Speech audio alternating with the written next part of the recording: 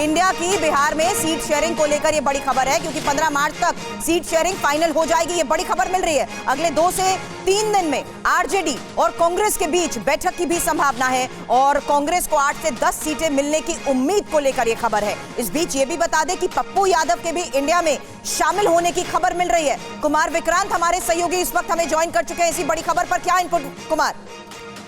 जी देखिए, बीच में राहुल गांधी और मल्लिकार्जुन खड़गे जब बिहार की रैली में गए थे तो वहां तेजस्वी यादव से उनकी बातचीत हुई थी, लालू यादव से बातचीत हुई थी और बैकडोर से लगातार दोनों दलों के बीच में चर्चा आगे बढ़ रही थी। तो ऐसे में अब सूत्रों का यह कहना है कि 15 मार्च तक ऐलान कर दिया जाएगा, जैसे कल डीएमके के साथ ऐलान हुआ, और 8 से 10 सीटें कांग्रेस को मिल सकती हैं। अहम सवाल 2 सीटों को लेकर है। एक तो पूर्णिया सीट है, जहां से कांग्रेस चाहती है कि पप्पू यादव इंडिया गठबंधन का हिस्सा बन जाए और उनको उम्मीदवार बनाया जाए। इस पर ग्रीन सिग्नल आरजेडी प्रमुख को देना है। और दूसरी अहम सीट कटिहार की है, जहां से तारिक अनवर कांग्रेस से और कांग्रेस के ही विधायक दल के नेता शकील अहमद खान उम्मीदवारी ठोक रहे हैं, लेकिन आरजेडी के अशफाक भी चाहते हैं कि वो चुनाव लड़े। तो 1-2 अड़चने बाकी हैं, जिनको कि माना जा रहा है कि अगले 1-2-3 दिन में दिल्ली में दोनों के बीच बैठक में सुलझा लिया जाएगा और बिहार का फॉर्मूला सामने आ जाएगा। ठीक है, बहुत बहुत शुक्रिया कुमार आपका इस जानकारी के लिए। हर्षवर्धन त्रिपाठी जी, किस तरह से आप देखते हैं इस डेवलपमेंट को? एनडीए का कुनबा निश्चित तौर पर मजबूत हो रहा है, लेकिन इंडिया गठबंधन की तरफ से भी सीट शेयरिंग को लेकर तमाम कोशिशें रंग लाती हुई नजर आई हैं पिछले दिनों। यूपी में बात बन गई, बिहार में बनने वाली है, महाराष्ट्र में भी बनने के आसार हैं, लेकिन कई जगहों पर पेच फंसा हुआ भी नजर आता है। यह भी एक हकीकत है। किस तरह से इंडिया गठबंधन की तरफ से जो चुनौती पेश की जा रही है एनडीए को, उसे आप आंकेंगे?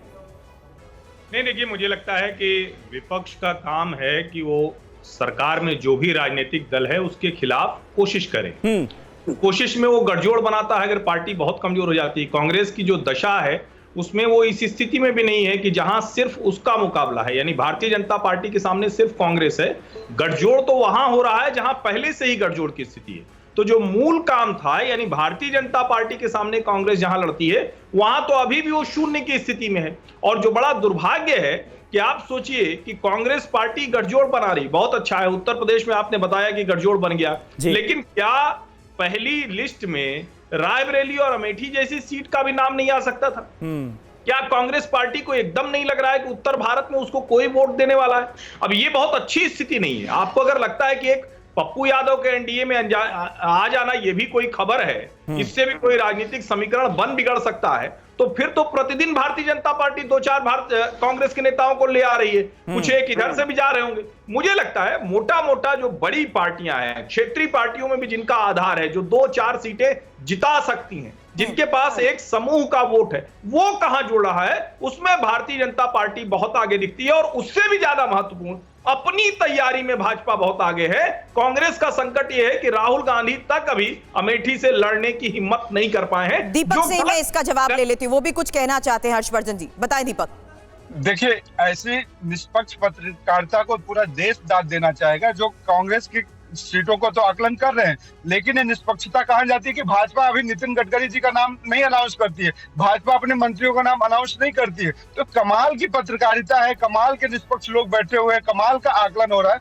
देश देख रहा है। बात इसी तरीके से परसेप्शन बनाया जा रहा है। मोदी जी मुद्दों की बात करते नहीं है, मोदी जी काम की बात नहीं करते। 2 करोड़ रोजगार देने का वादा किया था, हम व्यक्तिगत चेहरे की बात नहीं करते। दीपक जी, लेकिन 2014 और 2019 में इस देश की जनता ने अपने वोट से भी तो कुछ आकलन किया ना, या उसको भी खारिज करेंगे? वरिष्ठ पत्रकार की बात को तो खारिज कर दिया आपने। नहीं, वरिष्ठ पत्रकार की मैं खारिज नहीं कर रहा हूँ, देश देख रहा है, आप भी देख रहे हैं, और आपके चेहरे पे वरिष्ठ पत्रकार के चेहरे इस तरीके से वन साइडेड आकलन से हंसी आ गई तो देख के दीपक, वन साइडेड बोलना बहुत आसान नहीं लगता, लेकिन जब सवाल आप ही के नेतृत्व में आप ही के सहयोगी उठाने लगे तो उस सवाल को कैसे आप रूल आउट कर देते हैं?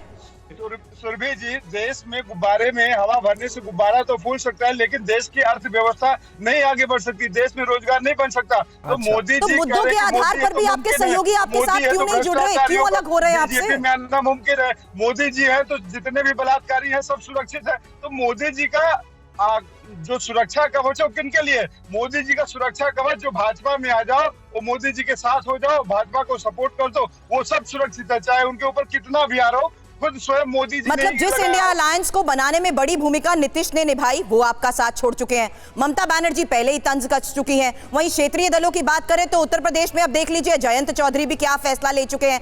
इन तमाम हकीकत को आप कैसे रूल आउट कर देंगे दीपक? यही एक सवाल था।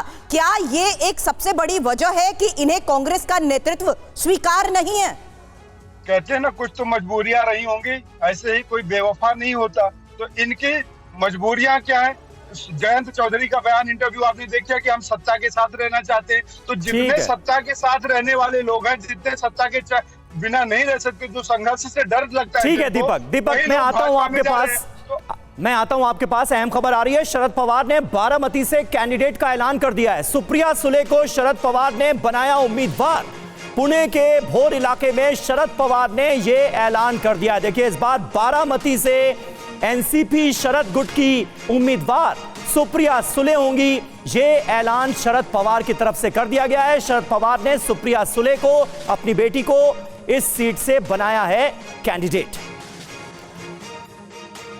शिवम त्यागी हमारे साथ मौजूद हैं। शिवम, एक तो महाराष्ट्र में एनसीपी वर्सेस एनसीपी का मुकाबला भी इस बार देखने को मिलेगा क्योंकि एनसीपी का अजीत पवार गुट आपकी तरफ आ चुका है। लेकिन उधर से एक सवाल उठाया जा रहा है कि अगर आप 370 सीटें बीजेपी, एनडीए 400 पार, इसे लेकर इतना ही आश्वस्त होते तो आपको भी छोटे दलों के सामने उन्हें जोड़ने की मजबूरी क्यों होती? यह एक बड़ा सवाल है। मुझे लगता है इसका जवाब देना चाहिए। यानी आप लोगों को भी मन में कहीं शंकाएं हैं ना कि मामला कहीं अटक ना जाए, इसीलिए छोटे दलों को साथ जोड़ रहे हैं। देखिए समीर जी, मैं आपकी बात का जवाब जरूर दूंगा, लेकिन 10 सेकंड में फिर दीपक जी का फर्क और हम में और कांग्रेस में फर्क क्या है। बेसिकली आपने मुझसे सवाल पूछा, सबसे पहला मैंने अपने बारे में, अपनी ताकतों के बारे में बताया, विपक्ष की कमजोरी के बारे में बताया। आपने दीपक झा से पूछा भाई आपकी तैयारी क्या है, आपके परिवार में इतनी टूट क्या है। आते मोदी मोदी मोदी मोदी मोदी मोदी मोदी मोदी 5 मिनट तो उन्होंने वो किया। फिर आपने जब उनसे पलट के सवाल पूछा, आप गलत हैं, आप हमें नहीं दिखाते, आप हमें नाश्ता करते हुए नहीं दिखाते, आप हमें खाना खाते हुए नहीं दिखाते। निकलो भाई से, मीडिया से नहीं लड़ना है। आपका चरित्र है, आपका चरित्र है कि आपको नाश्ता करते हुए कैमरा चाहिए। आपको दीपक अब प्लीज बोलने दीजिए। हमारे देश के प्रधानमंत्री हैं, कैमरे के बिना नरेंद्र मोदी जी नहीं रह पाते। तो पूरे देश ने देखा कि नरेंद्र मोदी जी कहाँ पानी में कैमरा लेके जाते हैं, जहाज में भी जाते हैं कैमरा लेके जाते हैं। ठीक है दीपक जी ऐसे नहीं, एक एक करके दीपक एक अरे एक तो ग्राउंड पर जब हम जाते हैं ये वैसे ही कहीं नजर नहीं आते। क्या तरीका, प्लीज भाई ऐसे नहीं। देख तो ग्राउंड पर जब हम जाते हैं कहीं पर भी ये दिखाई नहीं देते। थोड़ा बहुत बराबर का मौका आप इनको चैनल पर देते हो, उसको भी मोदी मोदी और 400 पार के नारे में वेस्ट कर देते हो। अरे भैया आपकी प्लानिंग क्या है, आपका एजेंडा क्या है, आपका मिशन क्या है? मोदी मोदी करना है तो वो भी करिए, हमारे लिए तो खुशी की बात है। लेकिन सच्चाई ये है, अब आपके सवाल पर आता हूं। मैं ऐसा मानता हूं राजनीति सिर्फ जोड़ने का काम है, राजनीति सिर्फ जोड़कर लोगों को की जाती है। और हम भारतीय जनता पार्टी 2024 में और एनडीए चुनाव में जा रहा है। अगर किसी भी व्यक्ति को भारतीय जनता पार्टी से जुड़ना है, या फिर वो विचारधारा से प्रभावित हैं, या फिर आदरणीय प्रधानमंत्री जी से प्रभावित हैं, या फिर उनकी सोच से प्रभावित है, नीतियों से प्रभावित है, आइए प्रस्ताव कीजिए। नहीं तो शिवम, फिर प्रभावित तो महबूबा मुफ्ती भी हो सकती हैं जम्मू कश्मीर में, जैसे पहले हुई थी। साथ लेंगे। मैंने क्या कहा? आप प्रस्ताव करिए, हम उस पर विचार करेंगे। अच्छा। लेकिन हम इतने एरोगेंट बिल्कुल नहीं है कि आप ऑल टाइम लो पर हो, 50 सीटों पर हो, लेकिन बावजूद उसके अकेले ही निकले जा रहे हैं जैसे खुद ही 400 जीत लेंगे जाकर।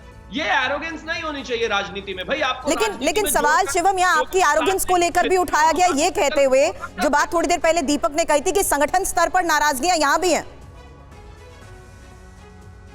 मुझसे पूछा जी, और आधे एक बार फिर से मैंने कहा यह सवाल विपक्ष भी लगाता आया है कि जिस कॉन्फिडेंस के बलबूते आप जोर के साथ जनता के बीच जाने की बात करते हैं, हकीकत यह है कि संगठन स्तर पर नाराजगियां अलग अलग राज्यों में यहां भी हैं। नहीं बिल्कुल नहीं है। मैं मानता हूं बड़े परिवार में कहीं ना कहीं एक जो है मत भिन्नता हो सकती है, लेकिन इसके अलावा अगर हम बात करें तो कहीं पर भी किसी तरह की कोई चीज, कोई परेशानी आपको नजर नहीं आएगी।